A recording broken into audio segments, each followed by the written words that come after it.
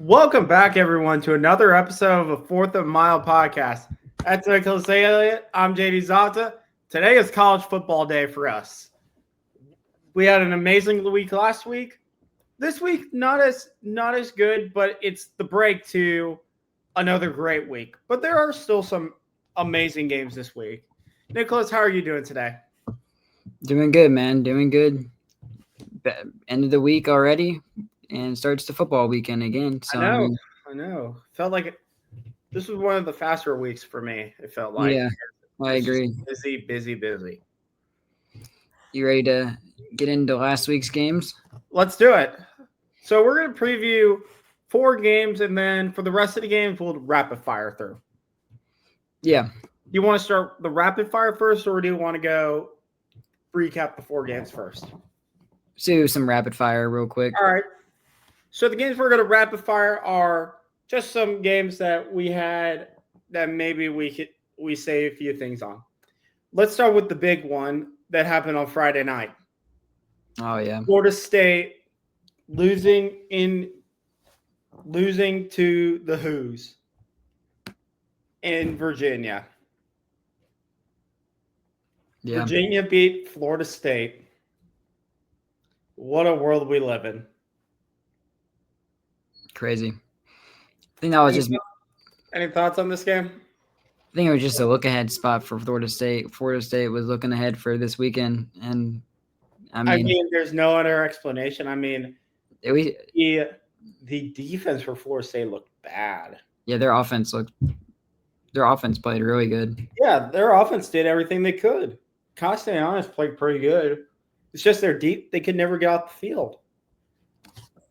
Never get off the field on defense. And Chandler Morris made himself a legend in Virginia. Yeah, Chandler Morris has been really good. And Virginia's only lost 1 game this year, which is crazy to say. Yeah, they lost to NC State, though. It's kind of a bad loss, though.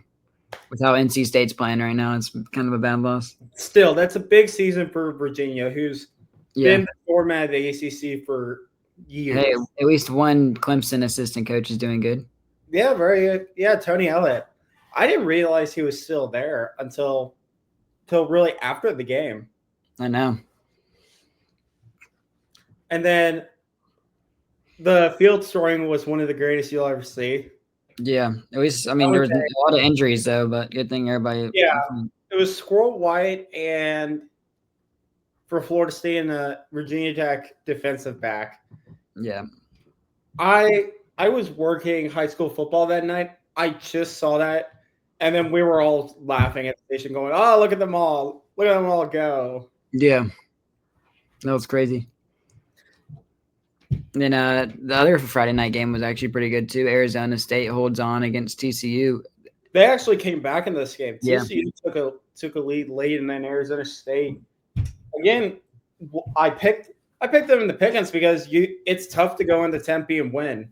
Yeah, TCU was up like 20. Was it like 17-7 or it was like 20-7? Then and then Arizona State decided, you know what? Let's just throw it up to our best player, Jordan Tyson. Yeah, and it worked out for 10. Yeah, that was Tyson.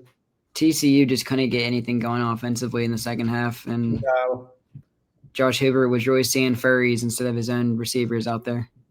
Welcome to Big 12. No one has any idea who's good, who's not. No. Arizona State, that was a huge win to keep them in the playoff picture. Yeah. Especially because their one loss is the Mississippi State, which is out of conference. Well, yeah, but they could still be in the conversation because they would have had only one Big 12 loss, but they still have 0. So I think next week they play Utah though, and I think in Utah maybe. So that's going to be not easy. This week, I believe this week or next week is huge in the Big 12 because Texas Tech plays Houston. And Texas Tech plays Houston this weekend, and then next week is Arizona State, but the Big 12 is looking pretty solid so far. And Houston survived us scaring Oregon State. Yeah, that was another look ahead spot. They were That's just a weird game, Friday night game against a team that hasn't won a game. And they went, and a team in Houston went all the way up to Corvallis, Oregon. Yeah, they still got the win though. So I mean, yeah, it's huge win for Houston. Connor Wegman and Willie Fritz, who's now there, the former Tulane coach. Yeah. All right. Let's see what games from Saturday besides the 4 big ones really stuck out to you. Georgia Tech, Wake Forest. Oh yeah, that game was way too close for no reason. And also, there was some ref ball I heard in that game. Either way, Georgia Tech got. I didn't see that, but either way, Georgia Tech got that win in overtime. They scored. So Wake Forest scored, and then they tried going for 2 to win the game, and then they threw a pick. And then another overtime game. Tennessee survives and Davis Wade in what was that was the best game of the 3:30. Yeah, and Tennessee was like Tennessee had a lot of their fans were buying the faculty tickets or something. I mean, also Blake Shapen got killed. Yeah, there were a few shots they had on his backside that was not pretty. One of them, I thought he was legitimately injured. Though it was the one where he fumbled and Tennessee picks it up and scores to tie it up. State play their running game is really good, but their pass protection is just not good at all. No, but here's the thing from Mississippi State. It proves that the SEC is insanely deep this year. Yeah. Because last year they were the worst team in the SEC. This year, they're solid. Really, really good. Then farewell. They might be a problem. They might be a pain in the rear end for Alabama for if they keep building. Then in the 11 slate, in the noon slate, you had Illinois bouncing back in a big way, beating USC. Yeah. USC's problem continues in the trenches against Big Ten teams. They can't win those. Illinois, Brett Bielema is built to run the football. Yep. USC, that's not what Lincoln Riley wants to do. They actually didn't even win it in the trenches, which is funny because they had their leading rusher only had 60 yards, but I will say this for 330 yards. They're going in the right direction. Yeah. I do think Lincoln Riley, he's getting the right people in the program. They've got some big bodies that are going to be good for them. Again, it's just going to take time, and I don't know if USC is going to give them time. Yeah. I mean, they should, and maybe because of his buyout, maybe. Yeah. One person that didn't survive the buyout was another game at the 11 a.m., which I thought was going to be a lot closer than it was, but nope. Yeah, Notre Dame. Notre Dame cooked bacon. They cooked bacon. Notre Dame can get on a streak here because they play Boise State this weekend, which that game could be a shootout. Boise State's offense is pretty good. And then they play NC State, who's been reeling, and they're USC. They need USC to get back on track because that win could hold them up. I mean, right now.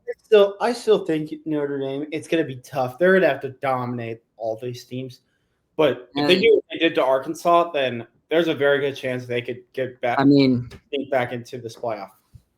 Their game, there's not many tough games left on that schedule. But then again, it's Notre Dame. They can drop to anybody because they did last year. USC for the rest of the year.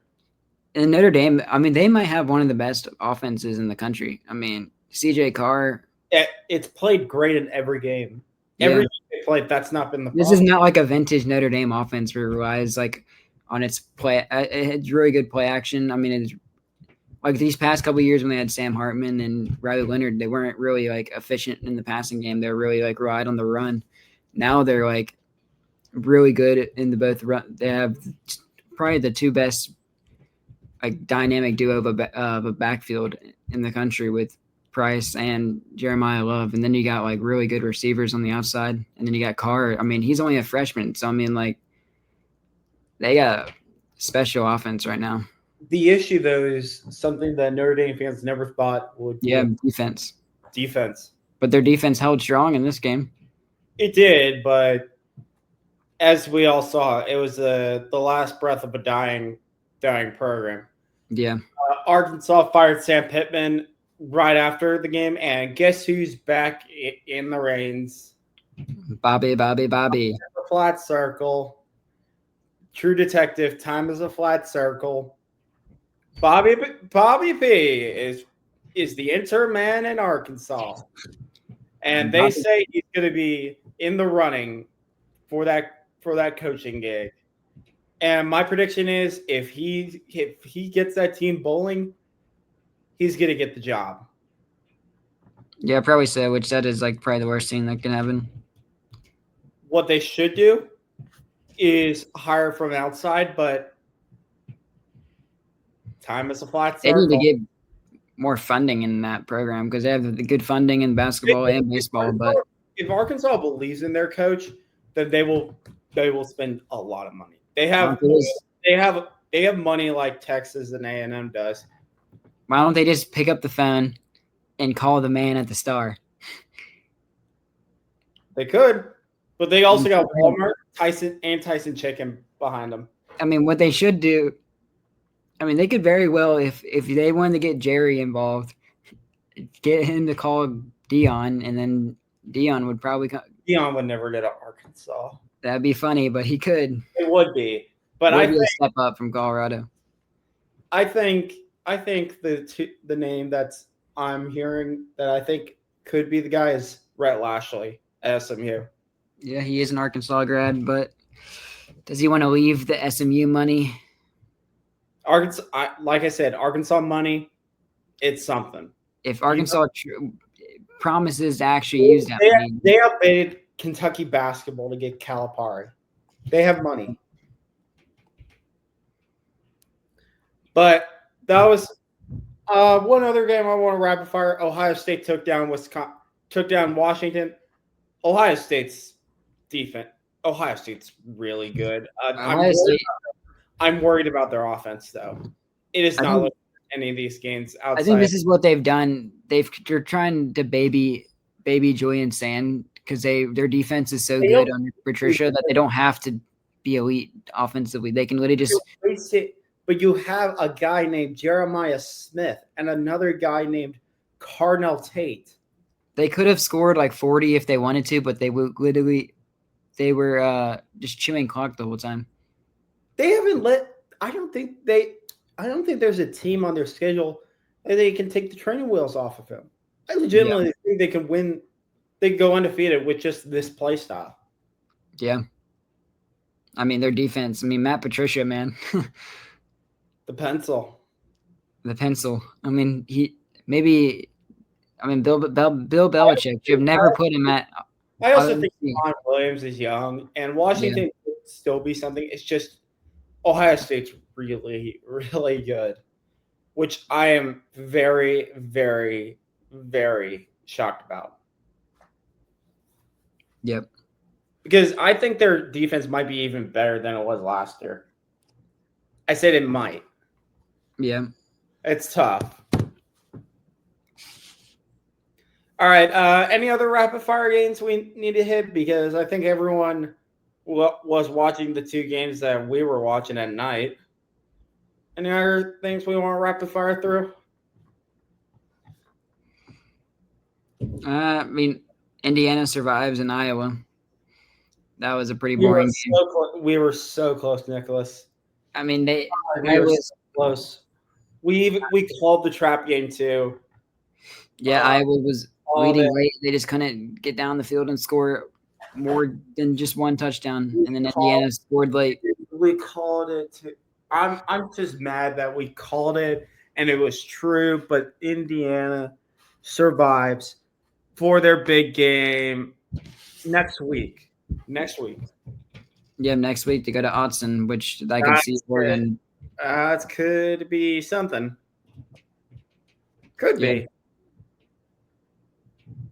All right. Enough chili chat. We've gone on for 15 minutes, and we haven't even gotten into the four big ones. Let's get into the big ones.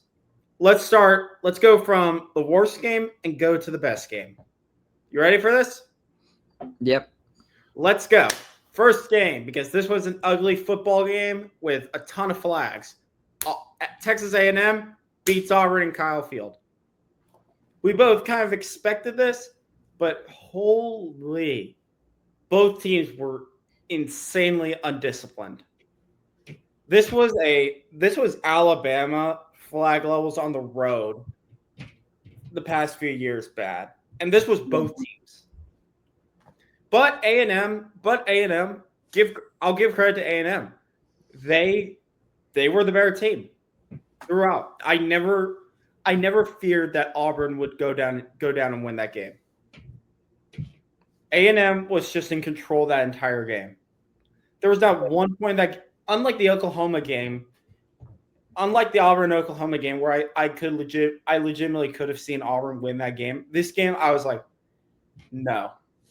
And throughout the game, my point was proven right. I don't think Auburn can compete with A&M. But positives for Auburn, because there's not a lot. Your defense is really good. Keldrick Falk is going to be your first round pick since Derek Brown. He is really good, and your defense is really good.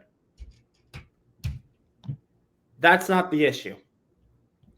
The issue comes with the other side of the ball, which is a big old red flag, especially with the guy with all the talent they got and the guy that's coaching that football team. What's your take on the game, Nicholas? I mean, Auburn, Hugh Freeze, offensive guy, and their offense is terrible. I mean, it's the worst in the SEC. It's the worst in the FCC. I mean, but when Notre Dame played A&M, they had a lot of success, like running the ball and throwing it on them, like Notre Dame did against A&M, that defense. And then A&M's defense really shut down Auburn from doing anything. Yeah. Like the crowd really made the difference, because every time you'd look up at the TV and it was 1st and 15, 1st and 20, it'd be a holding penalty or false start. I mean, like, and then Arnold. Like, listen to this. Auburn had 10 penalties for 69 yards. A&M had 13 penalties for 119 yards. But here's the stat that's damning. Total yards. Auburn had 177 total yards. A&M, 414 total yards. Yeah. You don't win football games like that. And also, Auburn gets sacked a lot. Yep.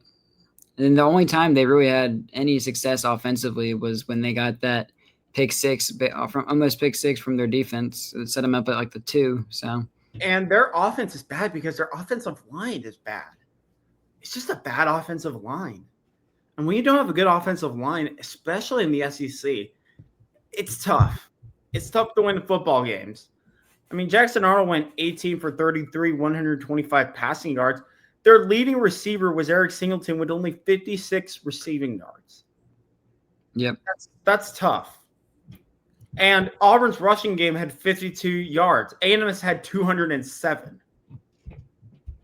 A&M was 207 passing yards, 207 rushing yards. They were exactly even. Yeah. I mean, I don't know what they need to do. They need to scheme around to make Arnold get the ball out quicker, because he's holding onto the ball way too long.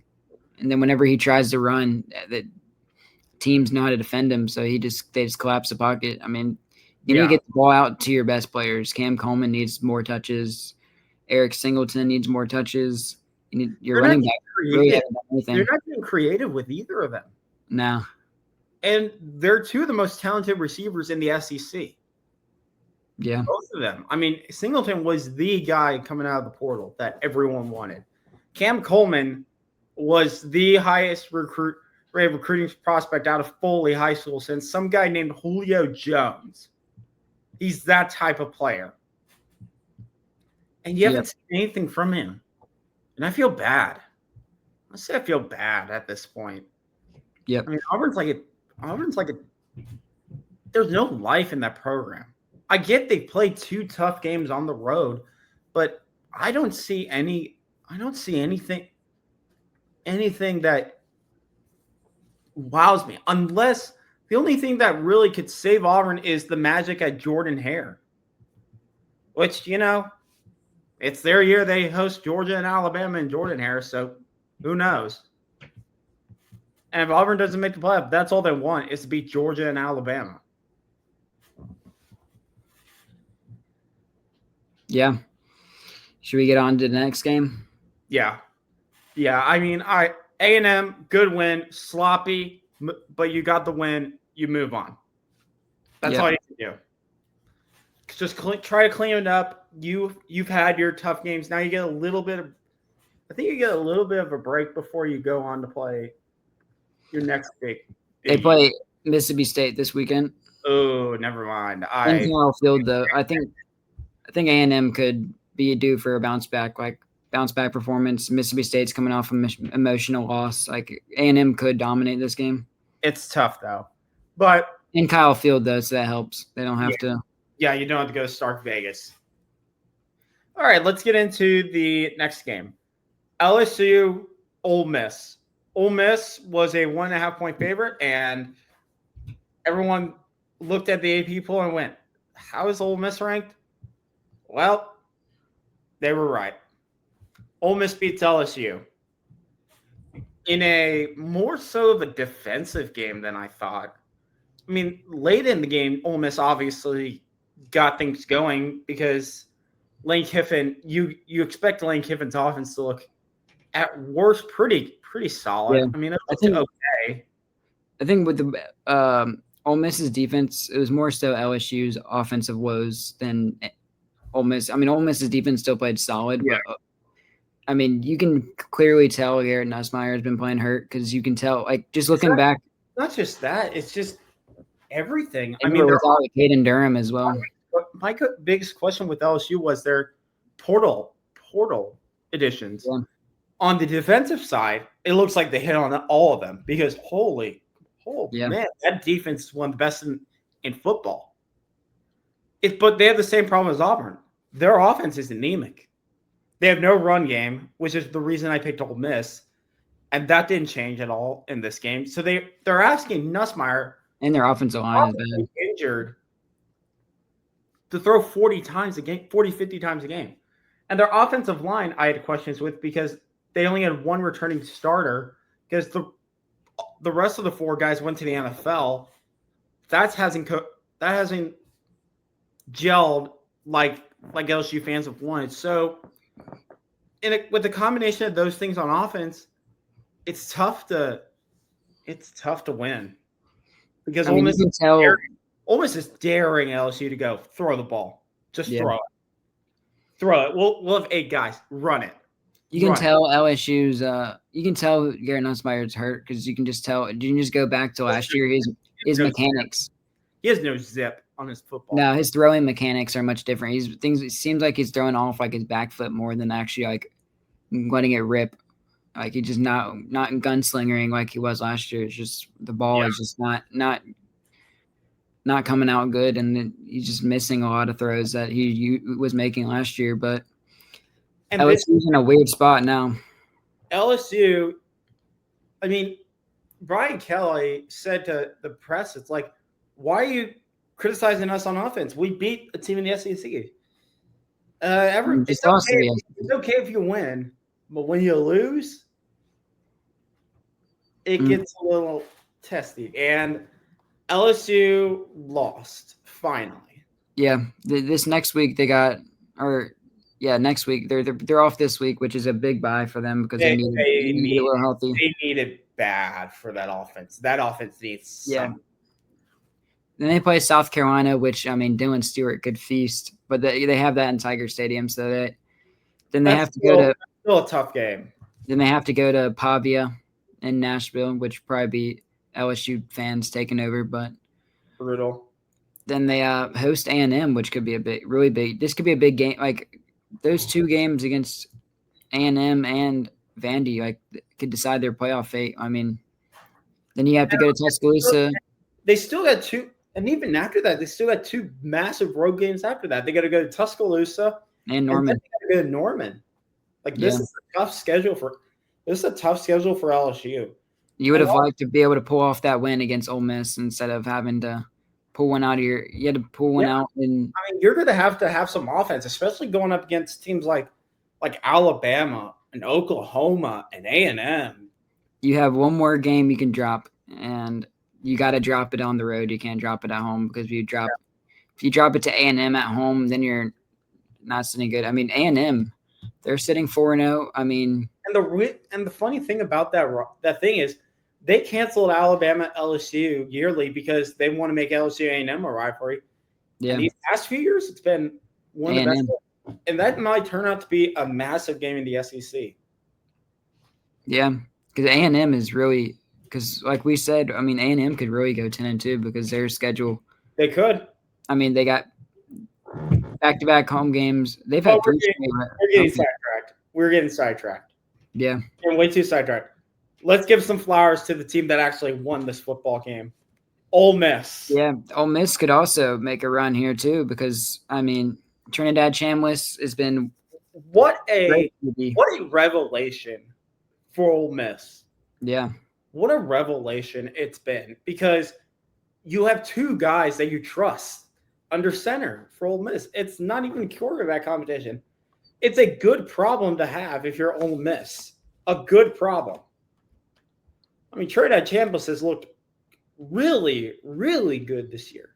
Yeah. Obviously, he had some of his struggles against LSU, but the LSU is really good on defense. And late, he made some big drives and some big throws. Yeah. I mean, he's perfect in that Lane Kiffin system. The thing with this Ole Miss team is now because they can also run the football. I was surprised.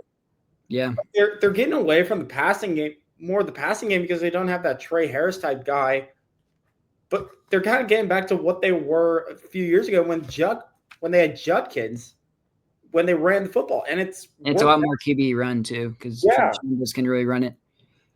The thing with Ole Miss, so their next 3 weeks are going to be really key because they're also on a bye week. And winning the coin flip game against LSU can really help them with their playoff hopes because when you look at their schedule, I mean, they have only 2 ranked games the rest of the way, and then and that's back-to-back road games and Athens and Norman. So that's brutal. That's but like we said, the SEC is tough this year. Anyone can beat anyone, and that game at the end of the year they play Egg Bowl, is going to be huge.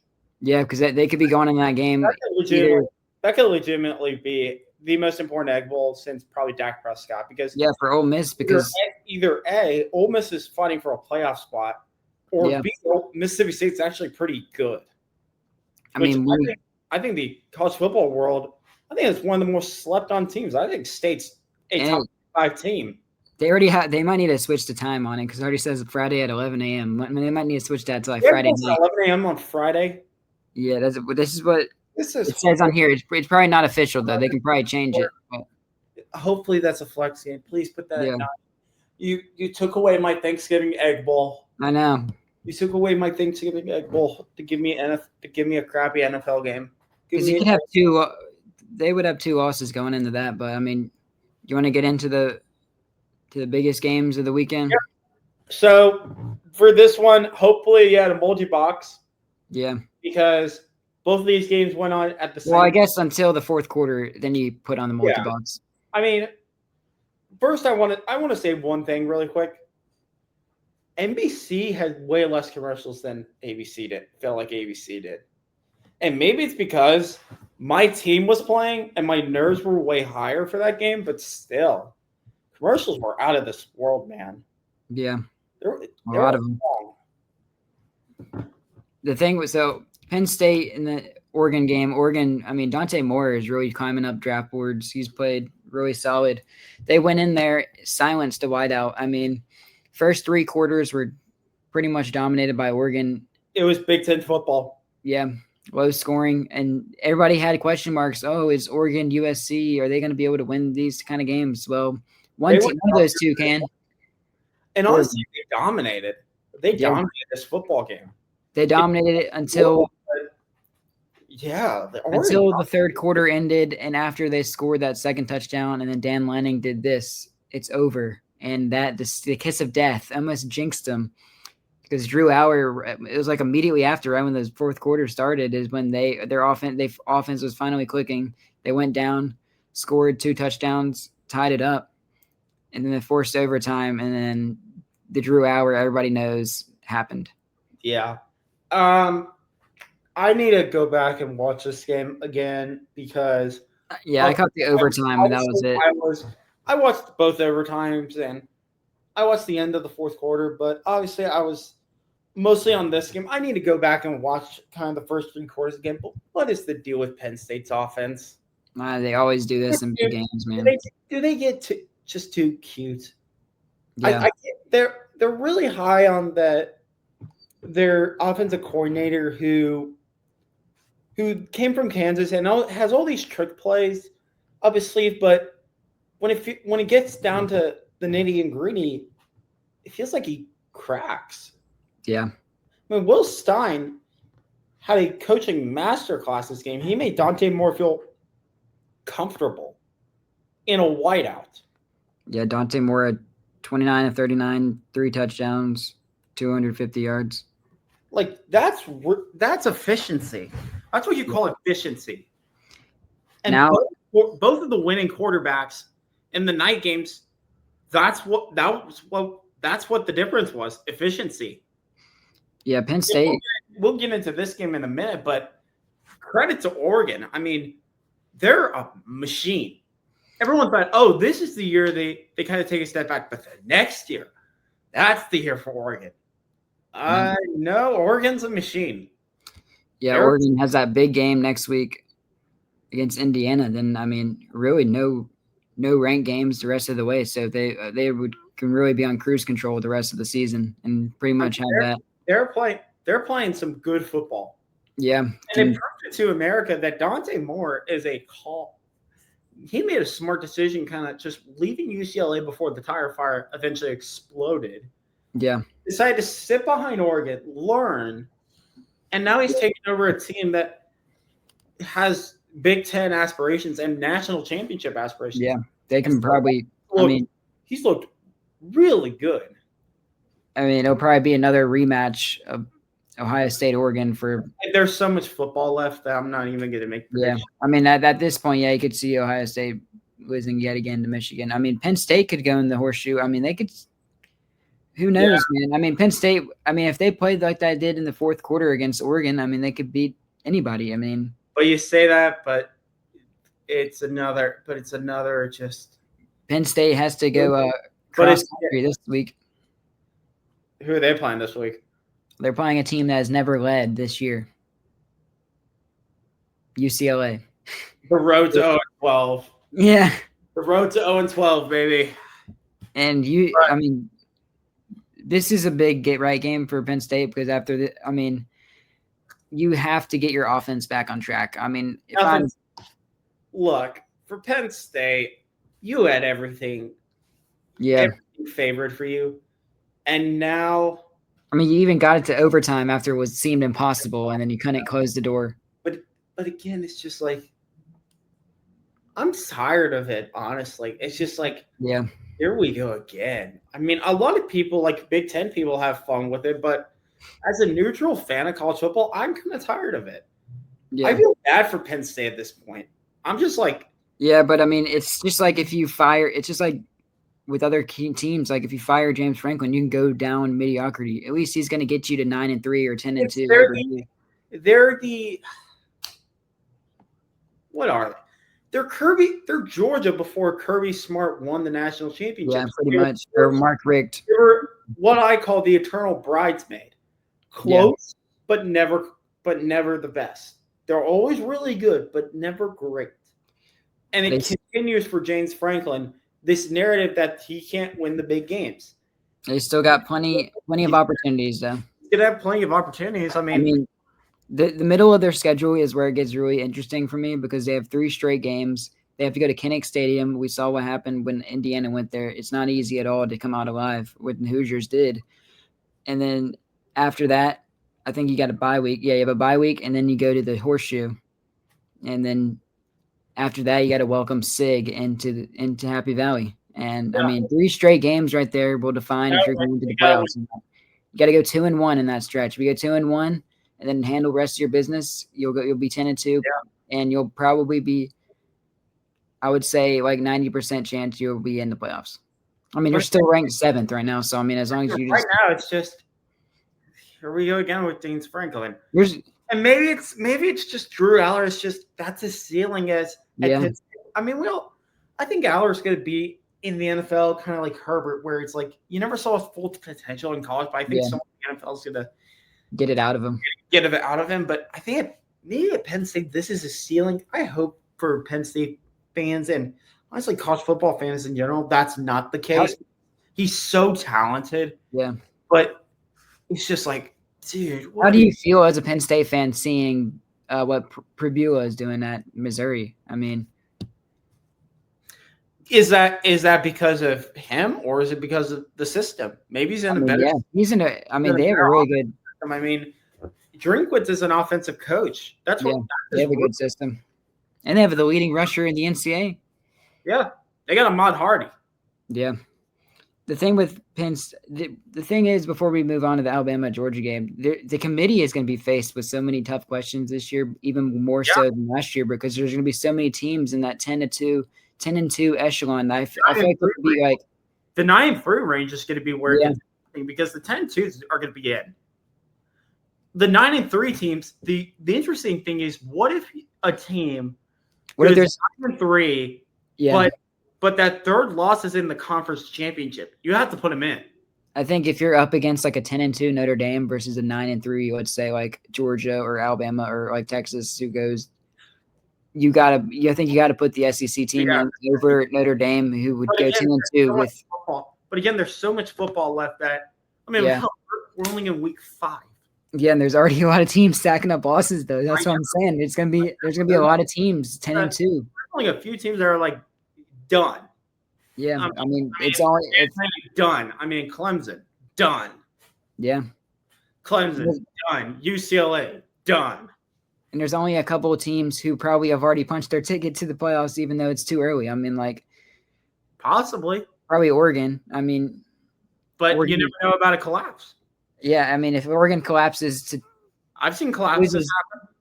I mean, they could, if they lose to IU, that's fine because IU is a good team, but it'd be at home. But if you lose any of these unranked, I guess they could lose to Washington, but it's like, there's really not many. Maybe USC. I think they play USC, but but now it's time. If that actually shows right, because it looks mirrored on mine, but yeah, it looks good on here. I mean, okay, cool. Kirby Smart has a Alabama problem. And Roll Tide. Everybody knows this. And Alabama once again breaks a Georgia streak. They broke their SEC regular season win streak. They broke their undefeated streak after winning 2 straight national championships. And now they've broken the big one, the 33-game home winning streak. The last person to beat Georgia before Alabama did on Saturday, Will Muschamp and South Carolina back in 2019, before the COVID pandemic. Yep. And the man who did it, Ty Simpson. Ty Simpson in Alabama football. Kalen DeBoer. And now Kirby Smart is an Alabama problem. It's not just Saban. Nope.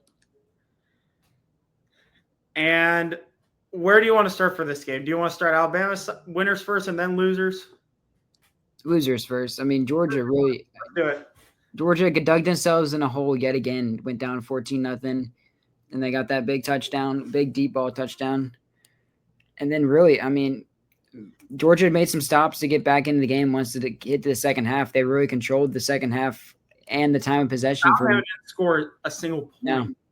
Because Tulsi missed a shank. Yeah, that was like NCAA generated.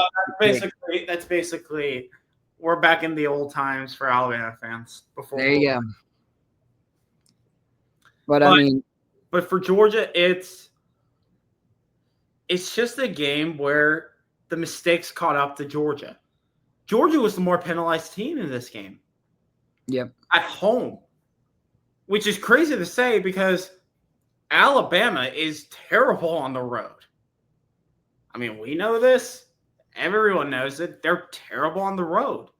But in this game, they were more disciplined. And the mistakes just kept piling up. The backbreaker that everyone will bring up is obviously the missed touchdown catch that was right on his hands by the Georgia receiver. And probably the big one, the 4th and 1. The 4th and 1 after Georgia is just running down Alabama's throat. It was ugly. And then 4th and 1 happens. Georgia decides to no huddle, gives it to their third-string receiver to the outside, and LT Overton barely trips him up and makes him stumble, and that seals Georgia's fate. But honestly, it wasn't the running back's fault. No one contained the edge. No one contained the edge for Georgia. It was just the mistakes piling up for the home team. That's what the difference was. You can't come back every single time when you're down big. I mean, you beat Tennessee. That's huge. Massive win for Georgia. But also, you can't make that the norm. You can't start slow and then come back all the way. That's not sustainable. That's not national championship winning. And believe me, we know it as well. Yep. But for Georgia, they got an Alabama problem. They've gotten out-schemed again by DeBoer. They came out in the first half and looked dead. Yeah. Dead. They had that one touchdown drive by Colby, one touchdown pass, which was nice, by the way. It was a great throw. But again, they got out-schemed.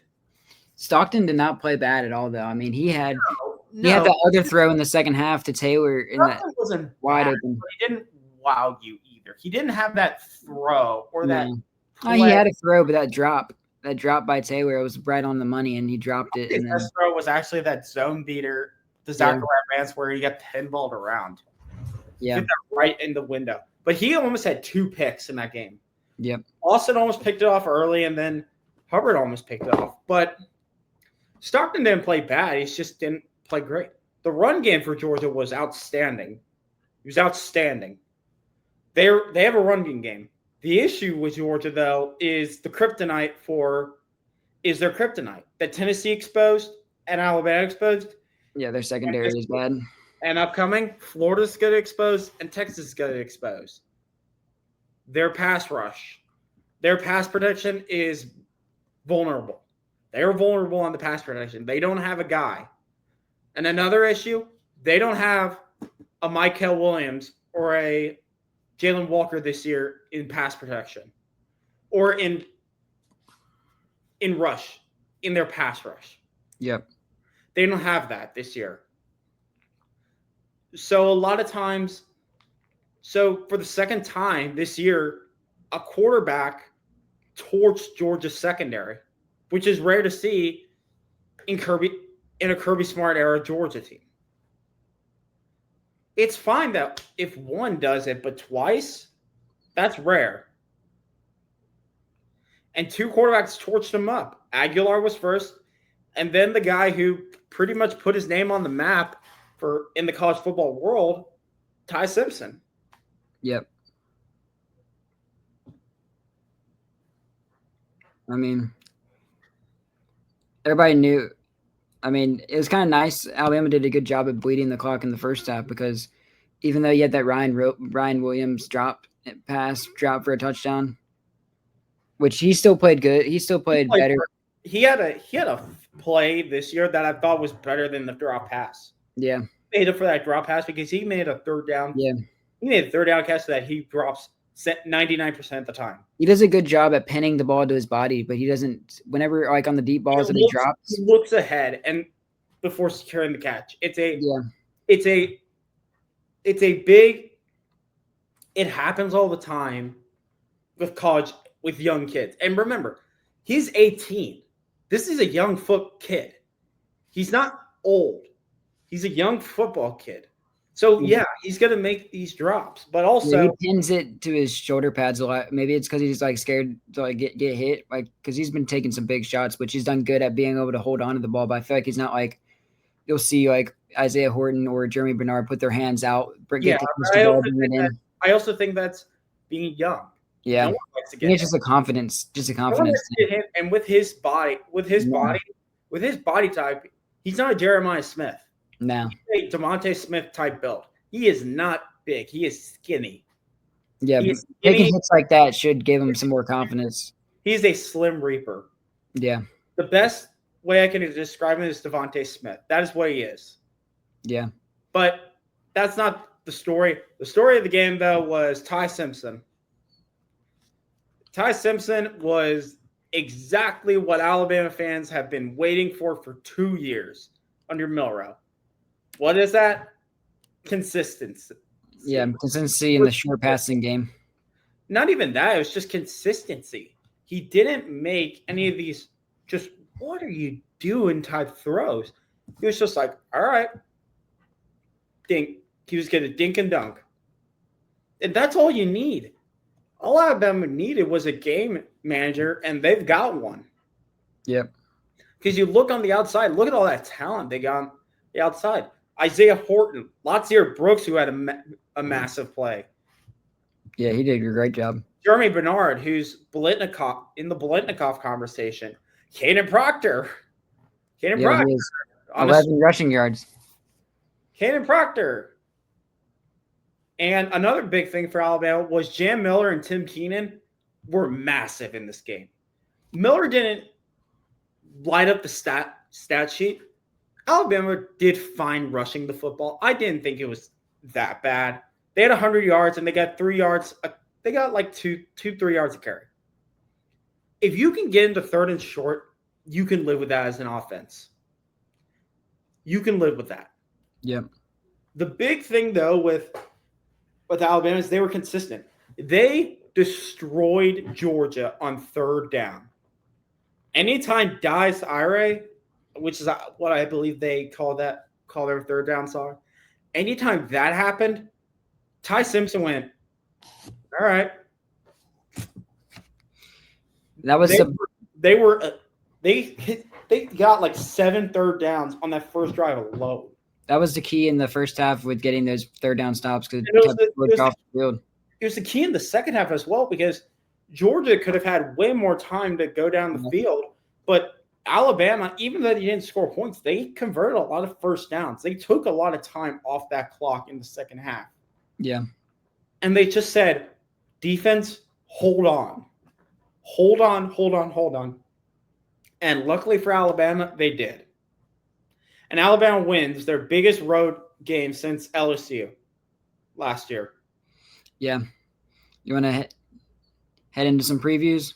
Yeah, I mean, we went 50 minutes on this week because guess what? It was worth it. It was a big week. This week, we're not – I mean, there's 3 big games that we think are worth discussing, but that's about it.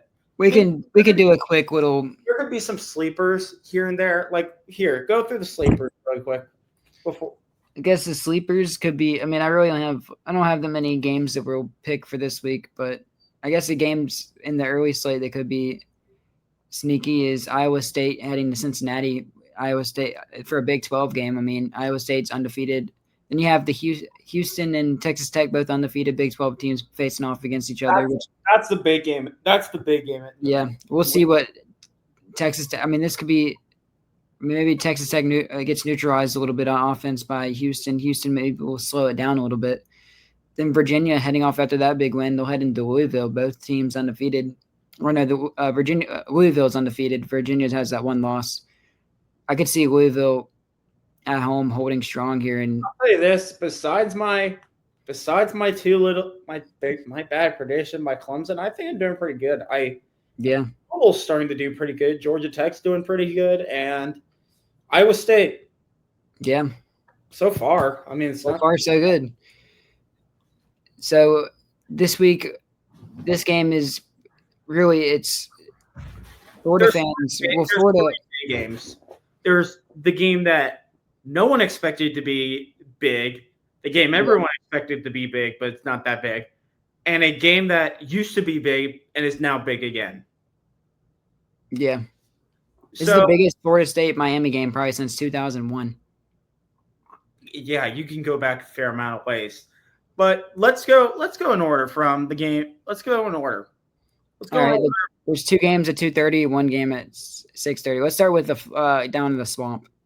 Yep, let's do it. So this is the game that everyone thought would be game day. Everyone thought would be something, and it still might be something. I think this is a trap game. Yeah. This is a trap game, but we'll see. Texas goes into Gainesville off a bye week to play the Gators. Both teams are off a bye. And both these teams badly need it. One. Yeah. Texas needs to get it right because they have 1 loss currently, which is to the number 1 team in the country. Yeah, no losses in that. This is their first SEC game. They're about to have a stretch of games where it's like, all right, you better watch out. But Texas, this is going to be a tough game because, as we know, Florida's defense is good this year. And Texas defense is probably – and Arch Manning's Texas offense doesn't look good this year, and they're going into a raucous environment. And no matter how bad Florida is, the Swamp is one of the toughest places to play in the country. Yeah, and then you still have Florida. Both teams are truly trying to get right the ship offensively. We really want to see Lagway he hasn't been able to get out of his own footing. We thought would be probably the top 2 quarterbacks this year, and so far, not really. It's really been Lagway did not do anything in the passing game last week. After the week before that, he threw, or 2 weeks ago, after the week before that, he threw for 5 interceptions. I mean, offensively, Florida. I don't know how they're going to win this. They're not going to be able to win this game in the running game. They're going to have to rely on Lagway a little bit because that Texas. I mean, their Texas defense might be one of the best in the country still. I mean, they're really good in the up front still. Like they've been really elite in the trenches, but they might be more gettable in the secondary. But Florida had success against Miami in the running game in the second half, but they needed to use like Eugene Wilson, DK. I mean, get their receivers going. Lagway may have to throw for 200 yards plus get this win. And the key for Florida is just to play clean football. I mean, way too many turnovers have prevented you from winning games. And then on Texas, you're really interested to see how Arch does in an SEC environment. We saw how he did in the Horseshoe. I mean, the Horseshoe is no joke either. I mean, lost that game.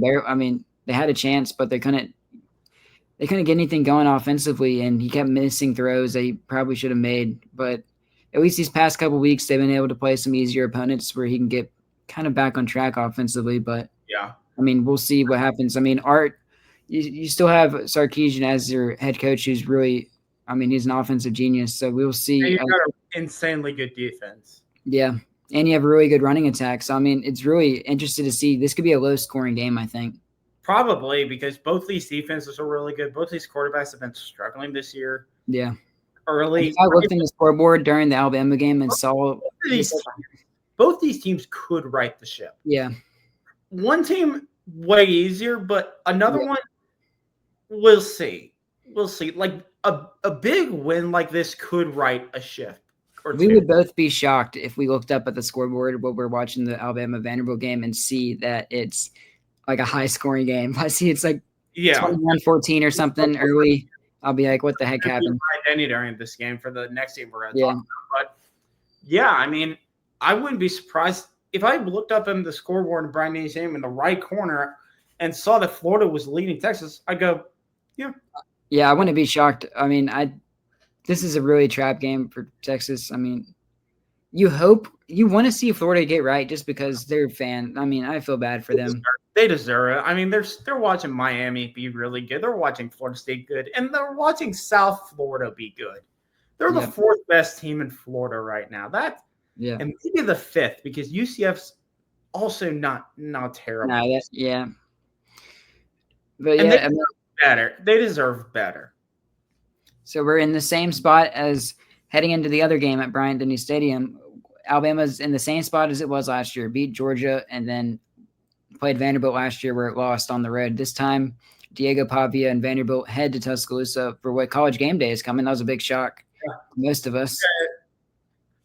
The best tweet I saw all week was, imagine showing this to someone 10 years ago. 5-0 Vanderbilt on the road against 4-1 Alabama is College Game Day. Yeah. Who in their right mind thought that would happen? I think if Florida State would have held on, they would have gone there because they haven't been to Florida State yet. But 100%. But I mean, and Alabama winning against Georgia helps. When is Vanderbilt going to be undefeated? I know. You might not get that ever again. You'll probably get that again at some point, heading in at least 5 games in. But I think the big thing is the big key for Vanderbilt is going to be time of possession. It was last year. It's going to be and their third down percentage, third down completion percentage, because last year it was really good. If they can do that, I mean, if they can hold the ball at least 10 to 15 minutes. They have the formula to beat Alabama. Yeah, offensively. Defensively, on the other hand, their defense is not as good. It could be a problem. This could legitimately be a shootout. It just depends, because last year there were 1 or 2 turnovers in this game. One of them just resulted in a touchdown, which ended up being the decider of the game. And then a big just undisciplined penalties, because you had, remember when you had Ryan Williams out for the punt, and then Xavier Brown was also on the field. Yeah, and it was like a 4th and 5 or 4th and 4 or something. Yeah, I mean, I remember this game vividly last year. It was not a fun time to be an Alabama fan, I'll tell you that. Defensively, amazing time to be a Vanderbilt fan, I'll tell you that. Yeah, defensively, Alabama, you must get off the field on third down. You need to get your crowd into it. Get Vanderbilt behind the chains early in the first down, draw some false starts, get in Pavia's head, make him have to win it with his arm, because I mean, they're gonna be creative offensively. You have to make Vanderbilt rely on their receivers. Yeah. And that's what you have to do. Get them into a few third and longs. Look, this could be another big game by Vanderbilt. Yeah. But I could also see it be Alabama wins in the end by 10 points or 17 points, but it's not until halfway through the fourth quarter where they actually pull away. Yeah. I don't know. One thing I do not think is going to happen is Alabama's going to blow out Vanderbilt, or Vanderbilt's going to blow out Alabama. I do not think that is going to happen. I could see Alabama maybe if they can, because if they can hold their own off. It depends on third down. It depends on third down. If they jump on them early, then maybe. That's what I'm thinking. I think Alabama could jump out early if they can just get some stops early. The worst thing for Vanderbilt, the number one thing Vanderbilt cannot do is play behind Alabama, because if they do that, they'll lose flat out. They're not built. That Clark Lee team is not built to be in a shootout. Alabama will play in a shootout and go. Here's a question I have for you. You ready? All right, let's hear it. So if you won the toss and you're Alabama, you're receiving it, right? Or are you deferring? I'd actually defer. Wow. I defer because you go, you know what? I trust my offense. We're not going to turn it over. We need to get the defense in it. We need to get the defense settled. Let's go. Yeah. I like that. I wouldn't be shocked if Alabama took it if they won the toss. Yeah, I could see Alabama winning with the toss to get out in front early. I think if Vanderbilt wins the toss, they're going to take it. Yeah, I could see that too. I think the big thing without Vanderbilt is you're going to have, I don't know how they're going to stop Alabama. I mean, they're in a position. Vanderbilt's in a position they've never been in before. Yeah. Relevancy. How do you take that? And you're going into an environment that is pissed. You got to go in. Their secondary. Alabama is going to be angry. They're not underestimating you like they did last year. They're going to be angry. Yeah. They're going to try to hit you and hit you hard. And I think Alabama's attack is, I mean, you want to try and lean on the running game a little bit more. Get Jam Miller going and Kevin Riley going on the ground game, because I mean, you do want to keep it out of Vanderbilt's hands so they can't chew up clock. Maybe you chew up clock your end and get like 14 play drives like you had last week. But I think the big key is, can Vanderbilt stop that passing game for Alabama? Because Alabama's passing game, I mean, it's been ever since when Ty Simpson's been able to, ever since he got composed, once he found his consistency in the game in week 2, he's been unstoppable ever since pretty much. And another thing for Vanderbilt that I'm kind of worried about is the competition they've played. Yeah. They played South Carolina. That's really about it. And that's nothing against Vanderbilt. Like Sellers got hurt too, though. Like nothing against Vanderbilt. I'm not saying take out all the Alabama stuff. Vanderbilt deserves to be 5-0. They have been the best. They have been one of the best teams in the SEC. No doubt about it. But there is one thing that Alabama has over Vanderbilt. They have played 2 good teams. Yeah. Now, and they both have been on the road. I mean, Vanderbilt did go into Blacksburg. I mean, Blacksburg, they don't have their head coach anymore. They're not that good. But, I mean, still, that's a tough place to play. It's tough, yeah. And you know what? I never said don't give credit to Vanderbilt. They deserve it. Yeah, Vanderbilt. I also think Vanderbilt, the biggest problem with Vanderbilt is the hype that's going into this game. They believe. Yeah. The media believes. Can they deal with the media believing in them? Yeah, I've seen more like people backing Vanderbilt and like I've seen everywhere Vanderbilt's covering. I wouldn't. It's not crazy because they're built to beat Alabama. The biggest weakness of Alabama is Vanderbilt's strength. It's what, if you're an Alabama DB or a linebacker, you have to be able to set the edge. You have to be able to win on the outside. Alabama have to rely on their young, twitchy. They're going to be young because Quay Rousseau and Latham are out for the year. Yonte Pierre and Justin Hill are going to play a lot in this game. And let's get to the last game. I mean, FSU, Miami. The game that used to be the biggest game of the year. Back again. I am 23. Got to be 24 in a couple of days. How old are you, Nicholas? 22. This is the biggest game. This is the biggest Miami FSU game in our lifetimes. Yeah. Before we were born, the era right before we were born, Miami, Florida State used to be what Alabama LSU is or what Alabama Georgia is right now. Yeah. The 2 most talented teams with the most NFL talent on the field. And every year you got a classic. Wide left, wide right. There's so many classic Miami FSU games.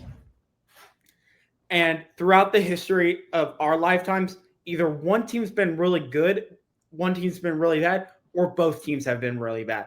There's never been a year that both teams have been good until this year. This is the best Florida State team and best Miami team at the same time we've seen in a while. And this game, the money is going to Miami. They're -4.5, and they're getting bet a lot. I think people are going to be shocked with this game. I think Doak Campbell is going to be loud. This is going to be where Doak Campbell shines. Florida State is a loud stadium when it needs at night. It is a tough place to play at night. An underrated place to play at night, but it is tough. And if you get down and you start hearing this, it's not fun. It's not fun. I was there. It's not fun.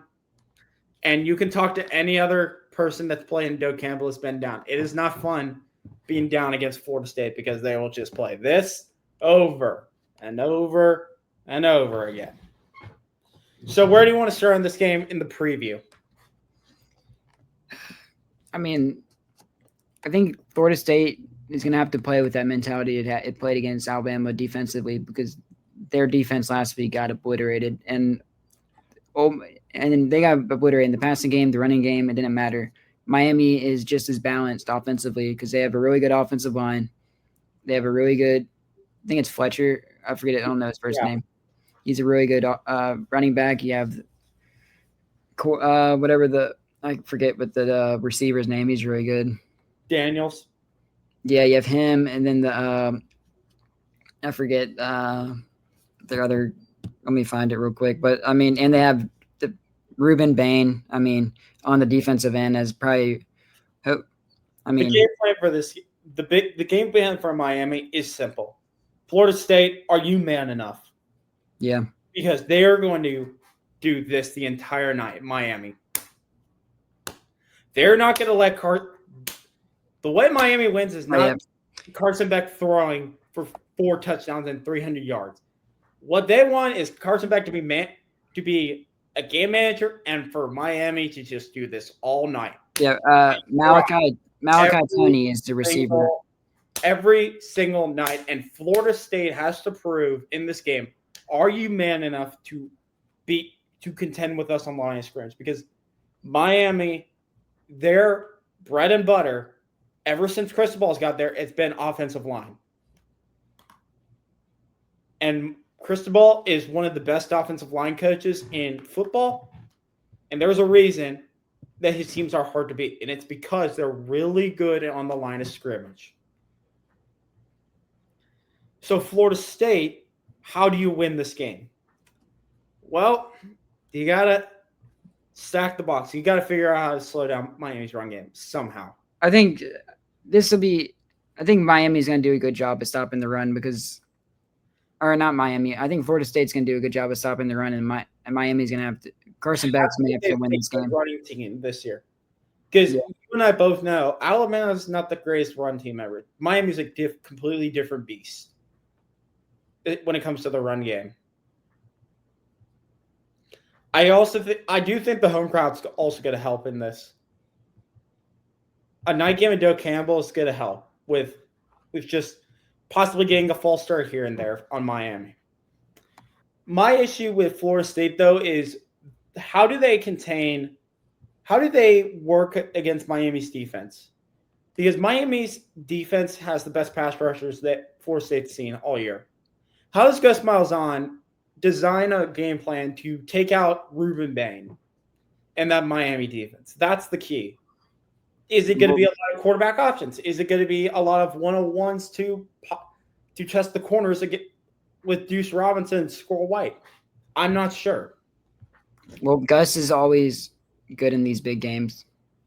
If it's one thing. True. They always lose these games with Gus, like the games they shouldn't lose, and they'll win the games they wins the games they shouldn't. And they've already won one of them, and they've had a masterclass performance offensively. This time, I think Castellanos played really good against Virginia anyways. Yeah. They did not lose because of him last week. So, he's played actually really good through these first 5 weeks. So, offensively, I feel really good about Florida State being able to move the ball in this Miami defense. Is just, can the Florida State defense get off the field against Carson Beck? Because, you got to get him in the third and longs and third and passing downs because they've been able to just run it down. And Carson Beck hasn't even had to do it with his legs at all, even because he's not even a runner, really. It's been all – Fletcher – they've been really good at getting Malachi Tony involved, too. That was the receiver I was forgetting about. If you're Florida State, watch the Florida game. Watch the Florida game on how to slow down Miami. Yep. You got to figure out some way how to slow them down. All right. Then again, I could see Miami doing what they've been doing in the past couple of years. Yeah, just throw it all over them. Again, the X factor in this game is the run game. If Miami is good, if Miami's early can run the football, GG, game over. Miami wins. It's as simple as that. If Miami runs the ball early, good luck, Florida State. That's my take on the game. All right, you ready for picks? Let's get the picks. I only have 5 games for us, but that's all right. 3. All right, here we go. Do you have Alabama to cover 10.5 or Vanderbilt to cover? Bama covers. Yeah. I think Vanderbilt I think just Alabama at home is just a different breed. Alabama on the road is much more susceptible. Alabama's angry. Yeah. Alabama's angry. And I just think everybody is predicting this. I think Alabama is going to come out like everybody thinks, oh, letdown spot. But I mean, I think I could have seen a letdown spot if last year didn't happen. If last year was a win for Alabama, this is a prime letdown spot where I could see it being close. But just Alabama, that crowd is going to be angry. I think this game is not going to be. Alabama's not going to cover conventionally. I think it's going to be. Yeah, I think it'll be like 13 to 20 range. Tied. I could see it being honestly tied or Alabama up by 3 heading into the fourth, and then Alabama takes over. Yeah. I think second half in the. I do have Alabama winning, though, because I think this team is just better than it was last year. I just think they're better coached and they're better and they're more disciplined and they're at home. And Alabama at home is really good. But, I was proven wrong last year, so what do I know? It was a road game, though. All right, next game. Do you have Longhorns or you have Gators?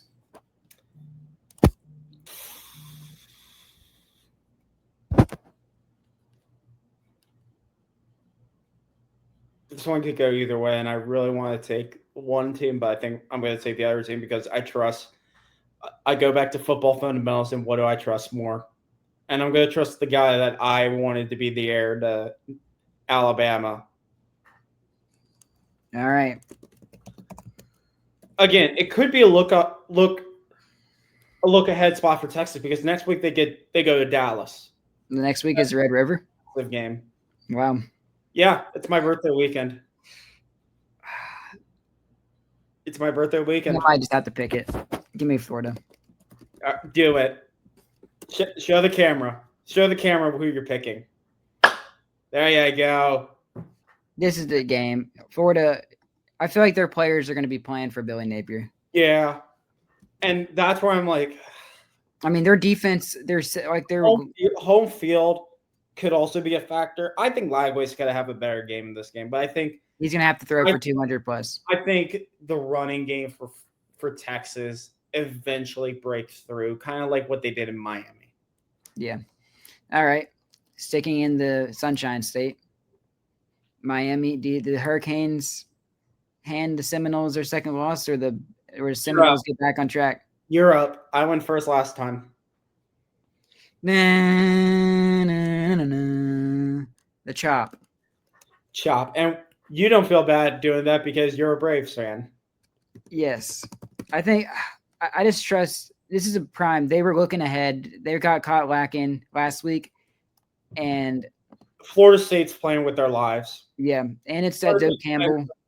Florida State's honestly playing for their ACC championship lives. Yeah, because you already have one loss in the ACC. Even if they lose this game, they could still make the playoff. Yeah, Alabama holds up there, and the bargain. Florida State ends up 10-2. They could still be in the running, but their road gets a lot harder because they got to go to Clemson. Yeah, and who knows what Clemson's going to be at the end of the year? They still got a lot of tough games, but I think in Tallahassee makes a difference. You were there week one. I mean, do you have the Seminoles or do you have the Hurricanes? You're joining me? I am joining you. I mean, you might be hearing that a lot on every third down that Carson's. Do you want to know something? I actually like it. I mean, as a Braves fan, I like it. So. I think it's cool. And also, fun fact for all the viewers, the only other school that I actually really looked at seriously besides Alabama, which I eventually chose, was Florida State.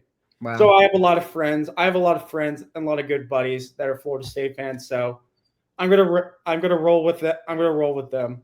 And also the people have always been really nice to me. Yeah. So, All right. Big 12 showdown. Iowa State, do they stay undefeated, or Cincinnati get the win at home, coming off a big win at Kansas? I think this team to go to the Big 12 championship and maybe win it. Get the Cyclones. Give me the Bearcats. Give me Cincinnati. Just a home team. Iowa State's been just handling business up and down. They demolished Arizona last week. Cincinnati's coming off a big win. I like their offense, Cincinnati's offense. I think this game could be a shootout, though. Like, this game could be really high scoring. Yeah. All right, to close it out, Does Virginia stay on track after their win against Florida State, or does Like Houston? Oh yeah, we could do that. I just Go think Cal instead. yeah, we can do both because I think What do you want to do the game of the year? The game of the year between Penn State and the blue and a blue out between the 0-12 between the road to winless. Yeah. So you got Virginia or Louisville? Louisville. All right, yeah. We both got Louisville. It's a home game in Kentucky. Louisville, and I trust Jeff Brom more than I do Yeah. Tony Elliott. This game, I think it's like a 10.5 or it's 11.5 point spread right now. I think Houston will cover, but Texas Tech will hold on. Or I could see Houston. It's like 10.5 or 11.5. I think I'm going with Texas Tech. Yeah. Kind of for the same reason I did Florida State. I have a ton of friends that go to Texas Tech, and my mother went there, so get your guns up. Second, the talent's gonna. The talent's gonna be close though. I think this game. The talent's gonna show late. I think they'll win by 10. I think they'll win by 10. This will be close early. I could see this could be tied at halftime, and then Texas Tech takes over, kind of like the Utah game. I think this game kind of reminds me of Alabama Vanderbilt a little bit because I think Houston kind of likes to keep it on the ground. And Wegman, they're not really a passing heavy team. Yeah. And I could see them trying to just play keep away, like Willie Fritz. This could be like a Willie Fritz masterclass and kind of keep the ball away. This is a young quarterback going into a road environment. Yeah. And Ray and Morton's coming off that injury. And I think they had a bye week last week. But then again, this would be kind of an interesting game. I mean, I don't know what to expect out of. These are the weeks that no one expects, like, oh, this is going to be a pretty easy week. That's when the chaos happens. Yeah. And I really hope it's not to my team this year. Yeah. All right. Got anything else to say? But not really. That's about it for this week. I mean, Boise State Notre Dame could be interesting. That game might be a shootout. I don't know. It's like a 66. I legitimately think Mississippi State Texas A&M is going to be a fascinating football game. Yeah, Mississippi it could be, but I think A&M. I think Mississippi State covers, but A&M wins because Mississippi State's 5-0 against the spread. Could they make it 6 in a row? I think A&M played so bad offensively last week. I mean, we say that. I mean, this week's not big, but next week we're gonna have some fun. We're gonna have some fun next week. Next week is kind of like a week 5. Week 7 is kind of like a week 5 where there's just you better have your multi-box because we're gonna have some fun next week. All right, guys. I'll wrap up another episode of the Fourth and a Mile podcast. I mean, long episode for you guys. So I hope you guys enjoyed. Have another great weekend of football. And we'll be signing off. Hope you guys have a great rest of your weekend.